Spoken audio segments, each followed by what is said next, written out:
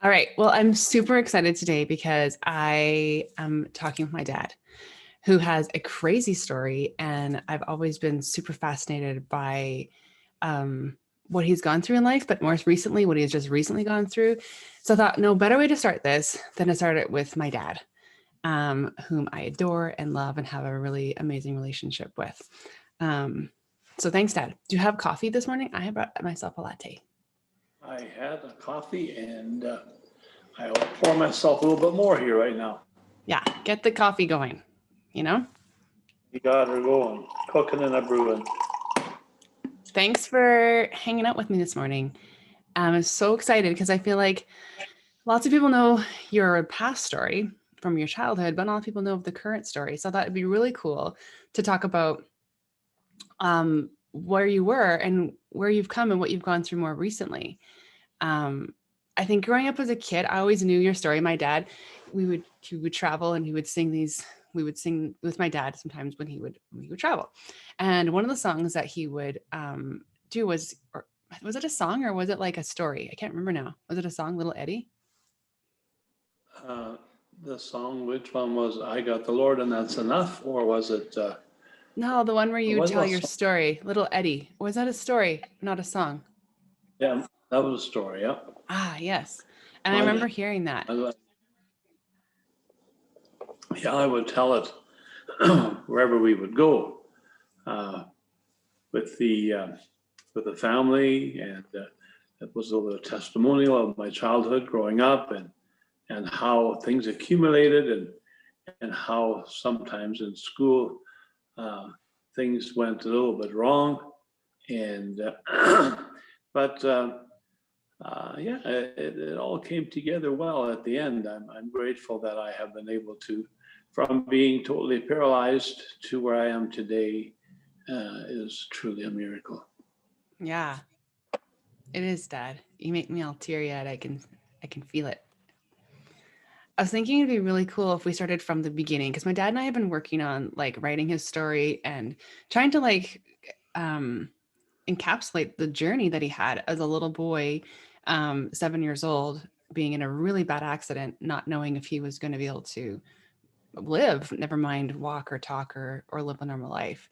So I think maybe we could start there at the beginning and we could whatever comes of it comes of it. I think the great thing about these conversations that doesn't have to be anything. It can be we just talk about your childhood or maybe it evolves into where what you recently went through. I think that I want to create a space where we can talk about all of it and any of it, whatever comes to you. There's no pattern or any um, place we can't visit. But there's no limitations as to saying that we have to stay somewhere and only talk about one thing. So I think it'd be really cool to start from you as a child and maybe just like a little bit of who you were pre your accident, what happened, and then rolling into like the journey that unfolded afterwards. Right.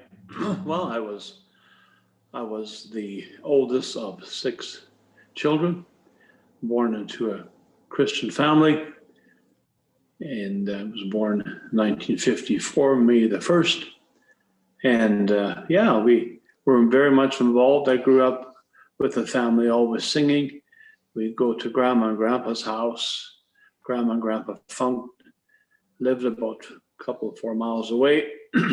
And we would go there Sundays, weekends, Easter, Christmas, and we would always have a celebration of singing at my grandma's house. She would sit down by the piano, and if she did not know the song that we tried to sing, then she would had a gifting where we would sing it to her, and she would write down the notes in number form. Mm. And she, and when we were done singing the song, she would sing it back to us exactly the way we had, just using numbers. That was something that I wish I would have learned, but I never got to teach her to teach me that. Then we would we would have grandma's house. You could always smell the coffee kettle Mm. brewing. She would the coffee smell was always in the house. It was such a refreshing smell. And yeah, then were involved in church. We would go sing as a funk family. We would go sing everywhere. And we would do big conferences, singing conferences, and it was always a highlight for me to sing with my siblings. But as we were traveling from place to place, we would sing four-part harmony in the car to the best that we knew how, and it was really,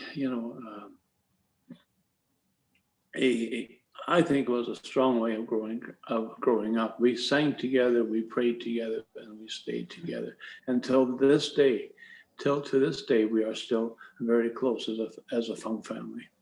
Yeah, you are. And then things went on, and we got married. I met my wife on tour on a Bible school. I went to Nipmuc Bible Institute, and so I was involved in a male quartet, and we went singing everywhere. And we happened to go to a small town called Rostern in Saskatchewan, and I met my wife at a youth meeting, Mm. and it was interesting, how everything worked out.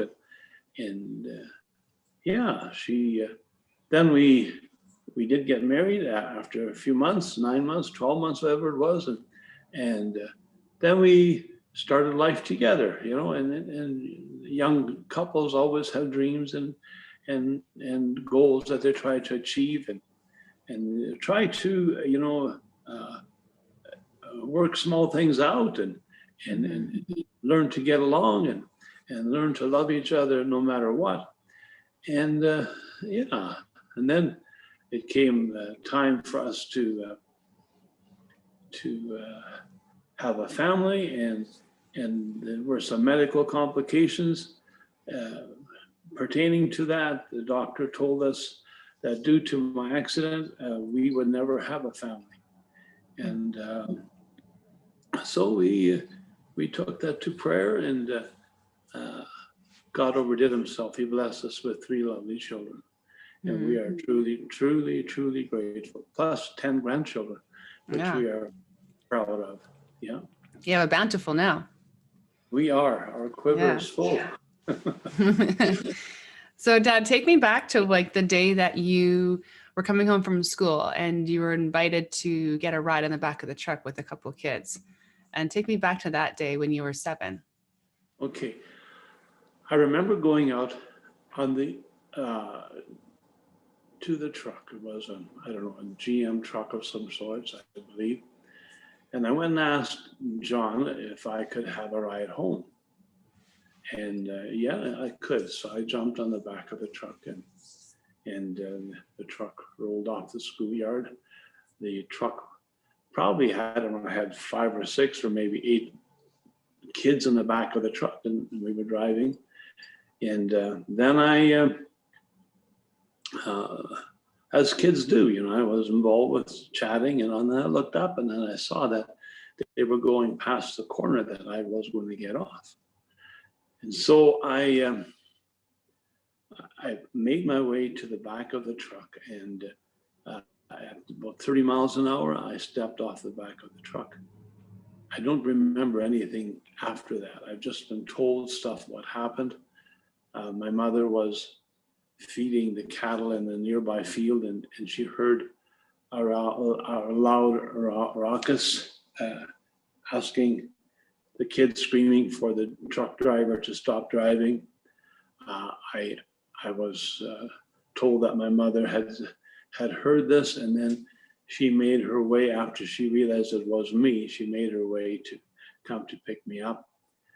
At which time they then took me to home, and then they got a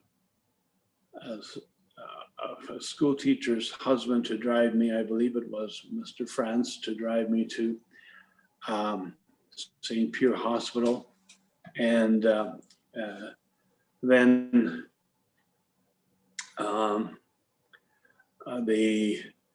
the doctors there hospital couldn't do anything for me, so then they had me go to the Winnipeg Children's Hospital. And at that time, the ambulance rides weren't all that much used, at least not in my situation. They phoned ahead telling the police that there would be such and such a car coming through, and they were supposed to stop all traffic and let me go through. At which time they then took me to And at this the point, hospital. at this point, Dad, so you've fallen off the truck, you've hit your head on a big rock. Is that what No, I'm understanding? it was on frozen ground. It was in November. And Okay. the grader had just gone by and pushed up an edge. And I don't know if I fell on the edge or what really happened. I just know that the ground was frozen. So blood was coming out of your ears, from what I heard from Grandma, out of your nose. You were not very responsive, kind of in and out. I was mainly You wouldn't, out. yeah. I don't remember anything. I just remember vaguely looking up and them going past my corner, and then I made my way to the back, and a friend of mine that was on the back of the truck, still a friend, Johnny Taze, said, and you just stepped off the truck, just stepped off, and you flopped all over it, and you were non-responsive. So yeah, those were some tragic times. So then after that, so I remember your mom saying that, like, your aunt and uncle had to rush you to the hospital. You're totally floppy, you're bleeding, you're not responsive. And they take you to the hospital. And then there's how much time before you came to again? How much time between when that accident happened that, they were telling your parents, if I remember correctly, or tell me if I'm wrong, that they said that you would maybe not make it, or that if you would not be a normal child any longer. You would not be able to feed yourself or walk or talk. Are those things that you were told, like that your parents were told? Yeah, they were told when they arrived at the Children's Hospital that I had only 1 hour to live, that they were going to do a 5 hour surgery or 4 hour surgery in 1 hour. And my mom tells the story how she took the scissor and cut all the clothes off of my body and just, and then said, here, take him, fix him up. And then the doctor said, it doesn't look very good. We don't think he's going to make it, but mom and dad, they were leading believers, Christian people, and they phoned the church community, and they got together and prayed that God would see this whole thing through. Mm-hmm. And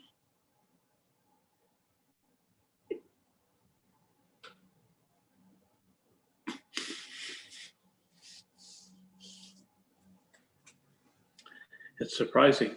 After 60 some years, I'm still soft around the edges. But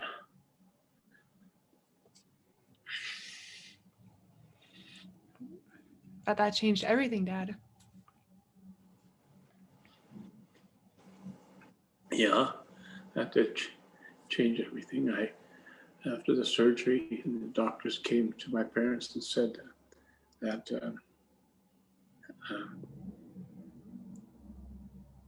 I had made it through the surgery. My heart was beginning to slow down and beginning to show signs of stopping. They did try something, an experimentary medicine, which worked, and my heart started beating again. And then they explained to mom and dad that I had made it through the surgery, that my left-hand side had come back. I was not totally paralyzed, but my right-hand side was still paralyzed. Mm-hmm. And they didn't know if I would ever be able to function as a normal child again. Yeah. They said it would take a lot of time, but I remember being almost in a different state of mind. My mind would come and go. I would see my parents, all of a sudden they would fade out and I couldn't see them anymore, and then they would come close to me again, and I would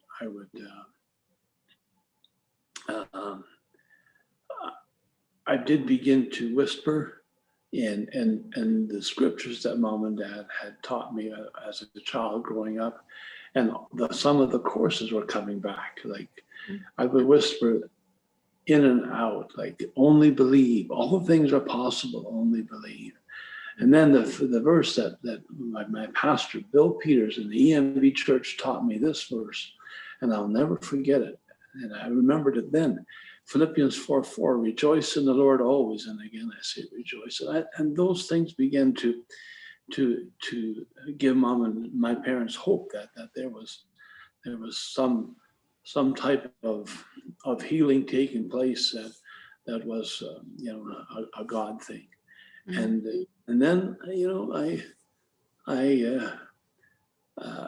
began to talk a little louder, and I remember walking. And walking was a real challenge. They Mm. would take me in a wheelchair, and then they try to make me walk on my right hand side. Just simply wouldn't respond. And Mm. it was so challenging. And then I would notice my mind leaving, and I would say things that didn't make sense, and then I would come back to where I could think more clearly, and yeah, it was all a time scheduled process for me to get back into the groove. Mm. So you had to learn how to walk, learn how to talk, learn how to think again. Um, do you remember the first thing you said when you came to? I called my parents by name, not my mom and dad, but by Peter and Nettie. Mm. I referred to them as that. I don't know why, but that's what happened at that time. And but it was mainly a whisper, just a whisper, and a mirror whisper. And I I would try to focus, and my one eye was all cross-eyed. The right eye was looking way to the left side, Mm. and that was also a challenge to focus with that. And I should mention that they had, if I recall correctly, they had scheduled a surgery for me to get that eye put back into place. Mm-hmm. And the day or a week or whatever before the surgery, I went and spoke to my mother, and she says, "Edward, go look in the mirror." And I looked, and my eyes were both looking back at me. And they turned back. It had turned back on its own. Wow. Wow, Dad. Yeah, another miracle. You saw a lot of miracles and by the time you were 7, hey? A lot.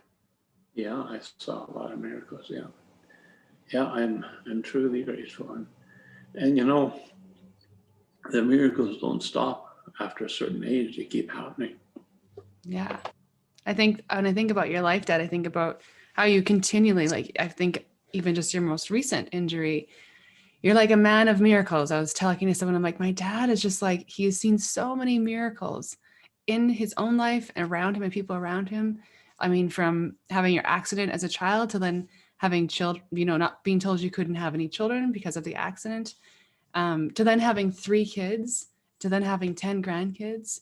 Like you've just seen miracle after miracle after miracle, and things that you thought you couldn't do, you couldn't accomplish, you've super exceeded and gone beyond. But it wasn't without you feeling the pain and feeling the suffering, or the pendulum swing to like feeling your legs work together and feeling your eyes work together and feeling the shift. It's you have probably such great gratitude for the simple things. I bet you at 7 and 8 and 9, as you grew, you didn't take for granted the things that some of us might have taken for granted at that age, because you knew what it was like to be without those things. Yeah, you don't really miss it until you don't have it anymore. Mm-hmm. I remember trying to, yeah, and also I should mention, I had 2 surgeries. One, the first surgery was where they removed a bone in my skull to give them access to do the repairs that needed to be done. Wow. Then I went home, and the mom and dad had to tie me up in the bed so that I would not hurt myself, because the doctor said that any bump of any sorts, just the skin hanging over top of my brain, that was all there was separating the world from my brain was my skin.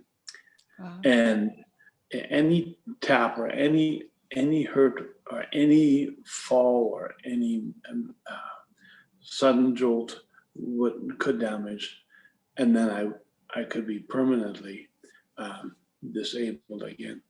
But then I remember them tying me in bed, and so that I couldn't move, and they only meant well. I mean, and I was in and out, and couldn't really remember, couldn't really think as well as I should. Mm-hmm. And then they took me in for the second surgery, and by that time I was thinking a little bit more clearly. They were scared of infection. That's why they didn't install the metal plate. Okay. Then a couple of, I don't know what it was, a couple of weeks later, they took me back in and they did install the metal plate for me, which I still have. Mm. And they screwed it all together, and that's how I've been operating now for the last 60-some years.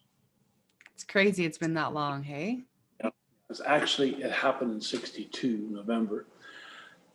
And so it would be 60 years now in November coming. Wow. Wow. Yeah. Do you feel like when you think back on it, you can remember and recall so much of the things you went through? They come so true and clear to your mind, or does it feel distant? There are certain things that feel clear, and certain things that you look through as if you're looking through a fog. You know, Mm-hmm. I remember then when they were going to put that plate, and I would pray and ask God to heal that bone up without putting the plate in, because I didn't want to go for surgery again. I remember that very plain. Mm. And and so yeah, um, and singing was so much part of our family that Mm. we would sing. We almost sang through the whole situation, and we made harmony, and that was so instilled and so born in. Even at 7, 8 years old, I was singing tenor, and Wow. and my siblings were beginning to sing, and so it was Wow. all together. I think it was all orchestrated by God to you know to see miracle after miracle happen in my life, which I'm Yeah. truly for. And music seems to be something that a thread that's carried you through life, hey? And probably through your parents and grandparents. Seems like music has always been a thing in your family. And even Yeah, as we grew up, like we learned how to sing as little children and how to sing parts, and that was just part of it. And music has seemed to be woven through life, and carried you through not just that 7-year-old injury and impact it had in your life, but through your entire life. I would say, like, even when you went to Bible school, I think you were singing with people then, and it just seemed to be a thread that kind of wove you. Maybe it kept you, like, maybe it's what kept you grounded, kept you close to God, kept you soft and yeah, believing. yeah. Singing and certain songs happen at certain times, or certain things happen when we're singing these songs. And some of those songs are still very vibrant. I sang with the funk family, the Sing Funk family. Then I sang with the Chapel Quartet for 14 years out of Mm, Warren, Saskatchewan. We traveled all over. And then between that, when I met my sweetheart, we were traveling with an Independent Bible Institute quartet. So I have a lot of singing in my past, and hopefully in my future. mm-hmm. And it is something that is woven into our hearts and our minds. That you know, singing together and making harmony. A lot of people, our friends, they would go play baseball, they play hockey, they play that, but not the Funk family. We sang together, and we still do to this day. We make harmony together. Mm-hmm. Yeah. It's amazing. Um, so let's fast forward a little bit to this last year. 2020 was quite a year for the whole world, and how it all unfolded. But you at this point, you've lived your life for so long. Like, so people know you've had a limp on your right side, right? Because your right leg is not doesn't hold the strength as your left leg does. Your left leg kind of looks like a tree, and your right leg is more lean and doesn't have as much strength to it, right? So that's probably where you felt the most, like you can tell me, but felt the most changes, like in your walking, like your hips and things have shifted away to compensate for your injury, but your upper body, like your arms, and your thought pattern never really was affected long term by that. It was mostly just your walking. Would you say that's correct? Yeah, that's correct. Yeah, my my arms and my hands and shoulders, they get more practice, more exercise. You do more with your hands than you do Yeah. with your feet, right? Right. And so it took me quite a while to learn to walk again and my balance. And okay, in my prime time, let's say from the time I was 15 till the time I was 45, 50 years old, I was pretty stable, and I'm on my feet. I could do, I did insurance work. I would climb 2, 3 story buildings, walk 6, 12, 8, 12 pitch roofs. And I learned to be careful, and Mm. and my left hand side had learned to compensate where my right hand side would fall short. Right. So you develop a thought pattern that your brain automatically tells the left side to do what the Right. right hand side maybe can't. So I did not let that stop me as far as work was concerned. I would do the same thing my brothers did growing up. I would haul wheelbarrows of concrete. I would haul sheets of plywood. It didn't matter. And, Mm-hmm. and, and I, but now looking back, I wish maybe I had not done as much as what I did, and maybe saved my right hand side for the future more than I looked at it then. So, Right. but Hindsight. uh, yeah, hindsight. But yeah, what was your question again, honey? Oh, I'm trying to remember now. I just was asking you, yeah, how your body, basically how it's affected your right side to your left side. I think mostly as a kid, I really never noticed, like, you're my dad and you're like the first guy I ever fell in love with. So I didn't ever notice you were perfect. I didn't notice that there was any complications in how you walked, or even that you might even feel insecure about that. Like I remember one time you saying, oh yeah, when we go to church or whatever, I try to find you not go too close, because when I like to leave, I don't want to have people see me walk with a limp. And I never considered that as a child. I never considered what that might have felt like. To me, you were just my dad and you were like the greatest dad I could have. So I never noticed and felt that insecurity that you might have felt. Or even had an inkling what it might have been like to be a 7-year-old child. Because me and my 7-year-old self, or even my 14-year-old self, couldn't understand what that might have been like, for not for only for you, but for your mom. I don't think it was until I had kids that were even 7 that I was like, wow, you were just little. Like 7's grade 1. You're just a small child. And to to have to learn everything all over again, and to be a mom of other children as well, and trying to take care of you. I can't imagine like the stress that would have put on your mom, on yourself, on your self-confidence. Like who you are, dad, is incredible. And the person that you are, like people that don't know you, you are just the most loving person and the most forgiving person and the most welcoming person, which I think is a total gift for somebody who's been through so much pain and had to reroute life in so many different ways, and had to conquer words that were spoken that you wouldn't be able to do things, or you couldn't achieve things, or you might not be anybody. But then to be like a successful businessman, to raise 3 great kids alongside mom, to fight through and work through difficulties in marriage and finances, and like the person you are is just it's astounding, and you're such a like a massive testimony to people, whether you're whatever your journey is.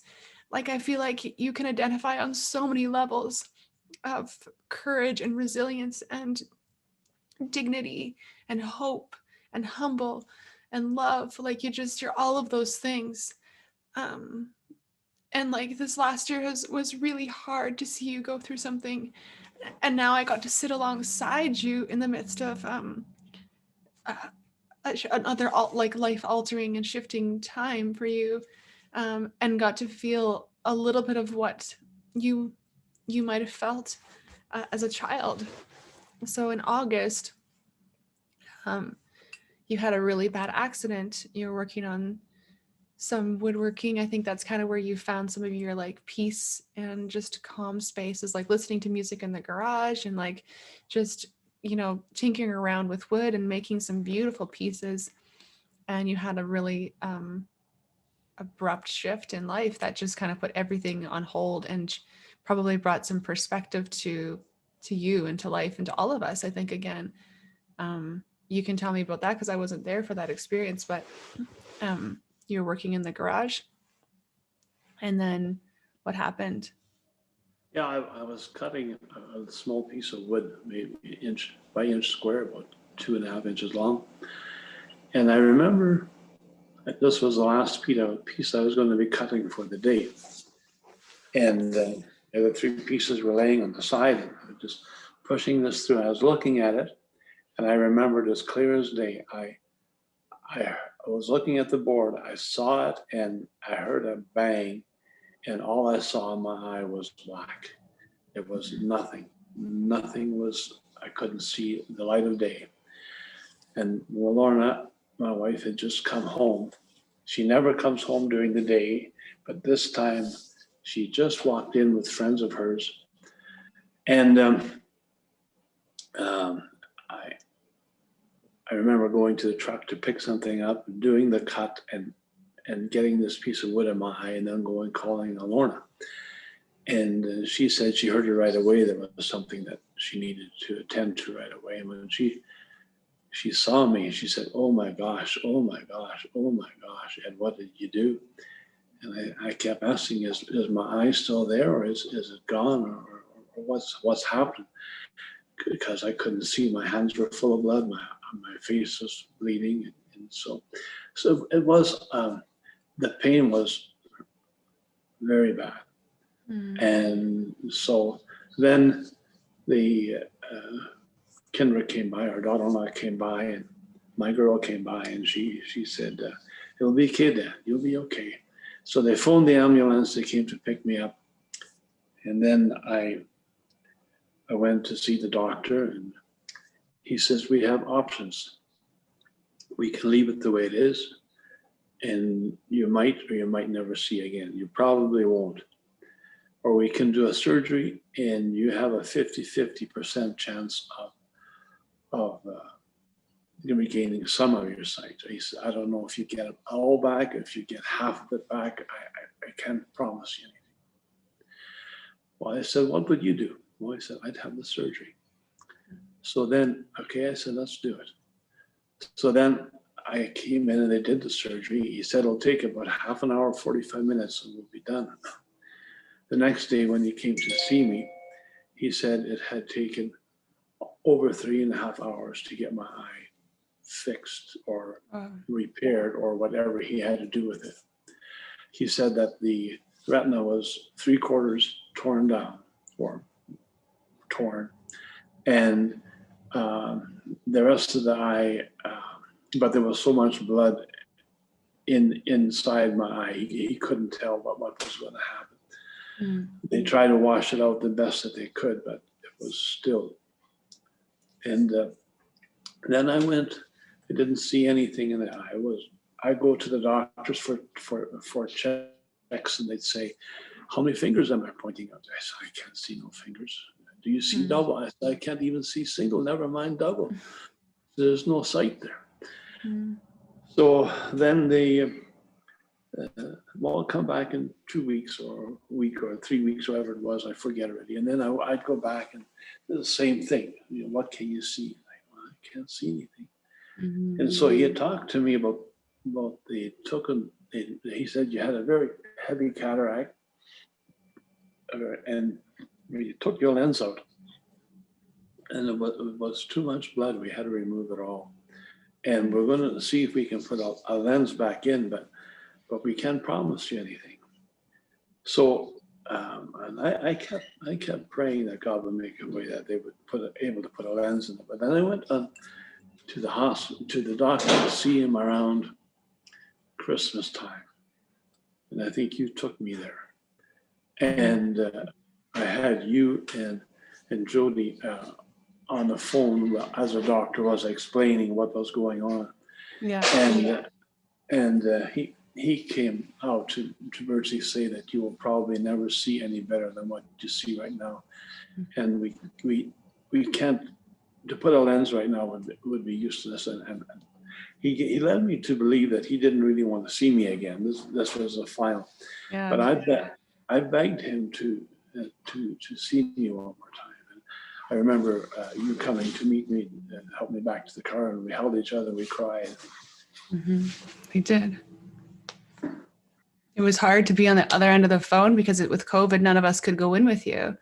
So you had to go by yourself and be in that space. And I remember Jordan and I listening.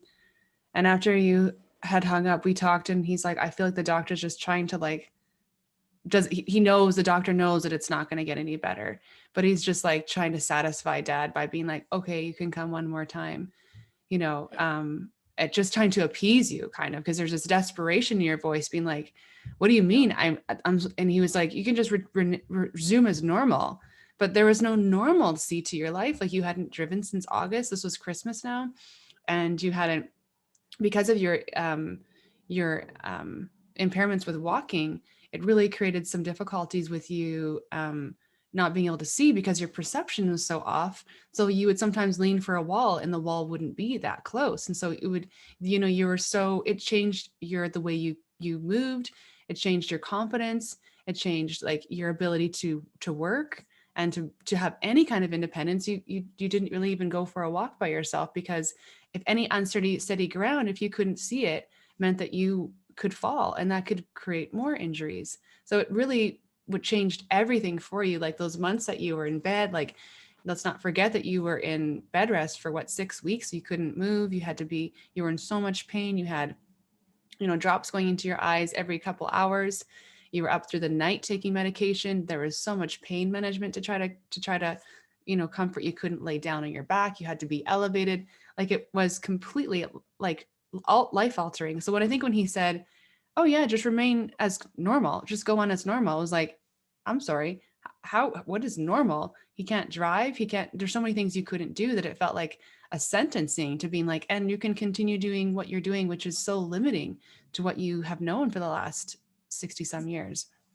So I think when Jordan and I were listening on the phone, we're both, our faces were just like, and your hearts and your guts just sink, and you're just like, this can't be the reality. This can't be your truth. No, Ellie. Sorry, Ellie's just behind me. She wants to come in. But yeah, it was really hard for us to swallow that. And he's like, okay, you can come one more time. And I think it was a month later that he said, or was it 3 weeks later?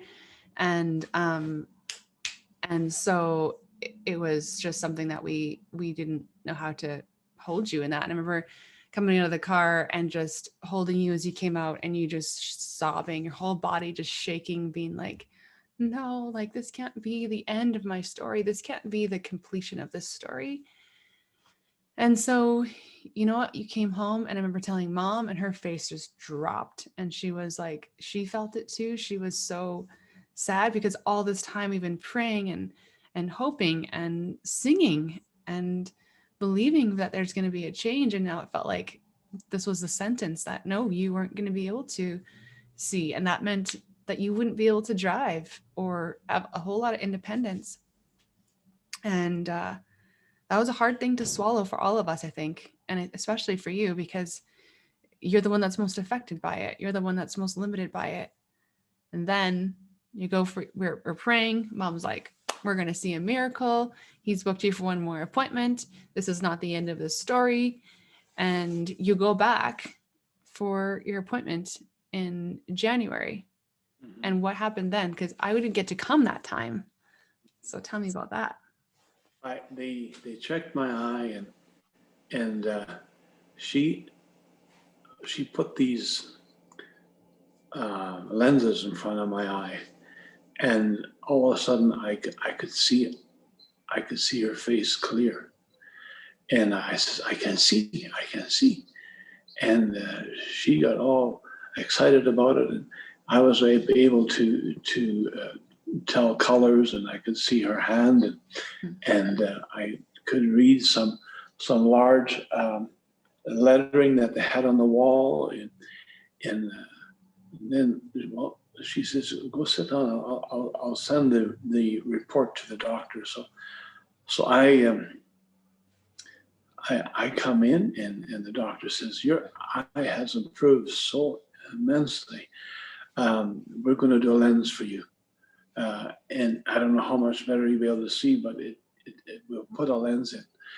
And so then I had to wait a while, and you know, my eyesight, I was beginning to see more and more all the time, even without a lens. Mm. I could somewhat recognize people if they stood close enough to me. Then here, what was it now? It will be 2 weeks this Friday that I went So in. before you go there, Dad, how did you feel? Like, I feel like we talked on the phone after you came out of that appointment. How did you feel? And being told that, hey, I think we're going to be able to put a lens in there. Because at this point, there was almost no hope. If he was trying, and he said he believed in miracles, but he wasn't seeing, like when he saw you in December, he said, the problem, Ed, is that the retina is thinned, and we can't do anything about a thinning out retina. The impact was so center that when it hit you, it thinned out your retina, which is something we cannot. There's no surgery for that, so we can't fix that part. And without that being thicker, a lens won't actually stay in there. It'll just cause more problems, right? So it was that the fact that the retina had thickened over that 3-week period, right? Right. Yeah. Okay, so then you go in and he tells you, hey, I think we can put a lens in this. How are you feeling? Then I came out, and Jody came out to help me to the car. And I said, "Jody, I'm going to see again."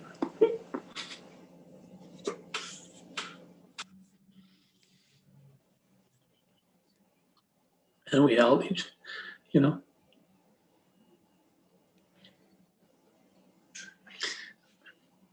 we held each other and cried.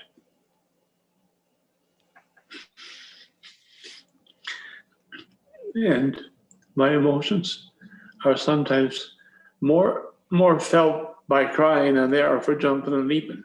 Inside my heart, I jump and I leap, Mm-hmm. and yeah, so that was so so awesome. God had again. Yeah. It's another miracle. You know, God had again showed up.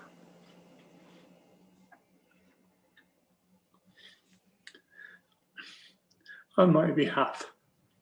And then he says, "We're going to fit your eye for a lens." So then I went and got it fitted. And then I was getting really excited because, you know, I would. So then I went in to do the surgery, and then he banded it all up. It was a big hunk of something hanging there. So you go home. Well, backtrack a little. He says the surgery will take about an hour. And I got in at 11, and at 12 o'clock, he looked at me and said, "Ed, your eye surgery was a big success." Mm-hmm. So he says, "You go home now, and you come back tomorrow morning at 7. I want you at my office." And then the girl that I went to see Saturday morning, she says, "You won't be able to see much better right now, but it's going to come in time." Mm-hmm. So she took the Band-Aid off, and it was still pretty foggy. But, you know, and then on Sunday, I could see a little bit better. And on Monday, for a whole week, there was improvement. There was improvement happening every day. Wow. And it was, you know, just a miracle. And even today, I got up this morning. I was up at 5:30, and I felt something in my eye. And and right now, when I'm looking at you on the screen, I can see your face, which before there was just a black. Yesterday, or the not, pardon me, last week, there was a dead space in there. But Okay. that dead space is reviving. I have a cup over here, Mm-hmm. and there's a deer on there. I don't know if you can see it or not. Yeah. And I can see that deer as plain as day with his eye. And Wow. it's just getting better. And so I am truly, truly grateful. Wow, Dad. God And has that been so good to me. so good. Have Yeah, you found that it's changed the way that you walk? The sense of like you're knowing your steps and feeling confident in that? my balance is coming back. Yeah. Uh, I can tell my distance. Mm. It sometimes it looks as if you're looking through 3D glasses, is the Hmm. way my eyes are trying to get used to each other, and Right. so it is a little bit of 3D series, but it's getting it's improving pretty well every day. Wow. And they've said that I need should go for my prescription. I don't know, did he say within 2 months or 4 months? But he says your eye will be getting better for the next 8 months. Wow. So, so in 8 months, if it keeps getting better the way it has been, I will have better vision than I ever have had before. That's incredible. Yeah, I am grateful. God has been That so, and and what I must say, you kids were so incredibly helpful in all the things that you did. You came day and day in and day out, spent the whole day, tending to my eye drops and massaging my feet and giving me back massages and you know uh, doing my eye drops and getting my medication together. You and your siblings have had a big, and the grandchildren have had a great part in my healing up the way I have, and I want to thank you for it. mm, Dad, we wouldn't have wanted to be anywhere else. You know, something when tragedy happens, sometimes it's a unique thing about how it brings everybody together. And I'll never forget the kids would be there at nights and they would be playing games in the kitchen, and you just loved hearing their voices even though you couldn't be a part of that. You were kind of stuck to your room for weeks, just hearing their voices. And then they'd come in and they would sing. As they would leave, they would sing from Sound of Music, So Long Farewell, and they would Yeah, leave you on this high note. But you know what, you brought them to, like, your incident brought everybody together even closer and allowed us to lean closer on each other and allowed us to sing. It might have been a silly song, So Long Farewell, but music has been something that's threaded through your entire life, whether it's the harmony or it's just the plain simpleness of hearing the sounds melt together.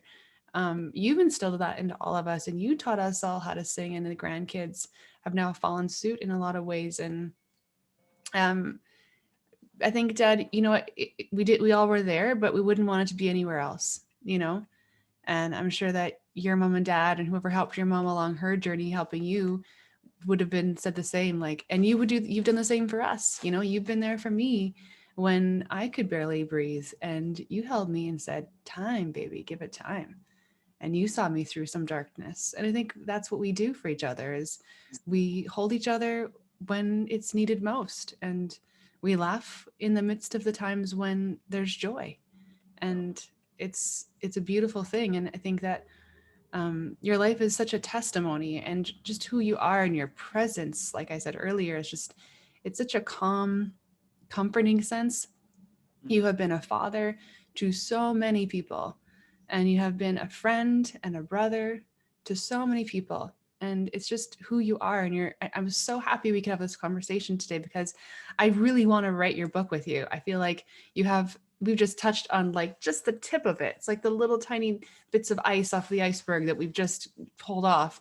But there's so many layers to your story and so much depth. And um, what you went through even as a teen, and when you had your appendix rupture, and you know that surgery, and how that went, and how kids, you were bullied as a child. And your story has so many different you know I think branches to it, that it touches so many people's lives. And I can't wait till we can actually carve out the story and carve out the telling of that and communicate that beautiful, hard, raw, real, sad, exciting, rejoiceful, faithful, believing story that you have.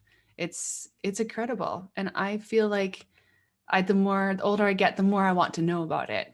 I mean, even remember sitting with you it was one of your tougher days after you had your surgery, and you're just like, I feel so much of my younger years flood into um, my current situation. Mhm. You felt like so much of what you had gone through um, when you were younger was just of the past. But then as you were sitting in the space of like being told you might never be able to see again, Mhm. and that was a huge altering. Some people can drive and some people can function with one eye, but because of your physical impairments, it was hard for you to you couldn't continue on as normal. So there was no Right. normality. So I think I remember you laying there and going, Jen, like I just feel my 7-year-old self sitting here going, oh, I've been here, like deja vu, and I don't know if I can take the you can't this time. Yeah. That was hard. Yeah. It was hard but we as believers have this hope, and if we don't have hope, we are of all men most miserable. Mm. And holding on to the promises that God has given you, and don't lose grip of what you are holding on to. Mm. And God is faithful. I want everybody to know that God has proven himself faithful to me so many times, and he Mm. will continue to be faithful. And even though we sometimes feel as if we have failed or haven't quite lived up to our families or God's expectations, God is still merciful, and his mercies endure forever. And I want to give all the honor and praise to him. Mm. You do, Dad, just in who you are. You do.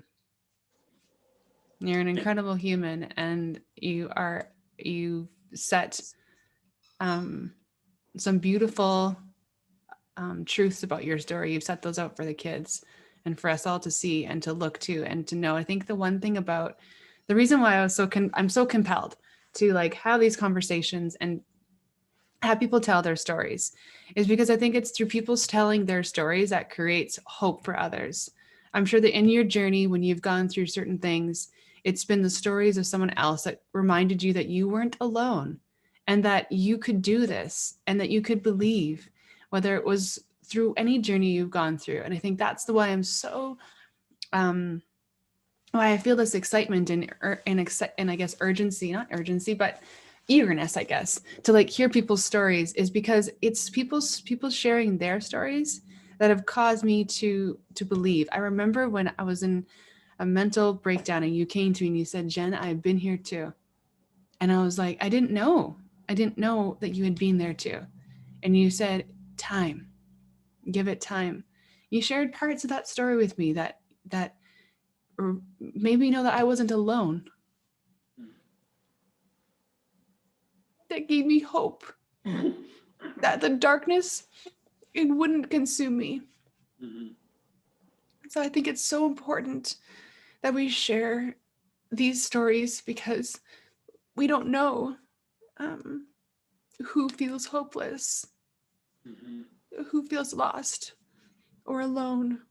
Yeah. Um, and so I'm so excited that today you and I could have this chat, and you're my first person Mhm. um, to have to have an open conversation with. And I'm super excited to share this with the world and whoever wants to tune in and listen, because that it's powerful.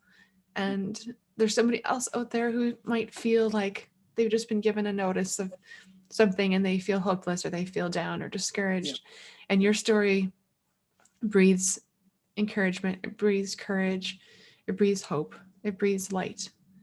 So I am so glad we got to have this conversation. I'm so glad that we got to share tidbits of your story. There's so much more to come. We have a whole book to write.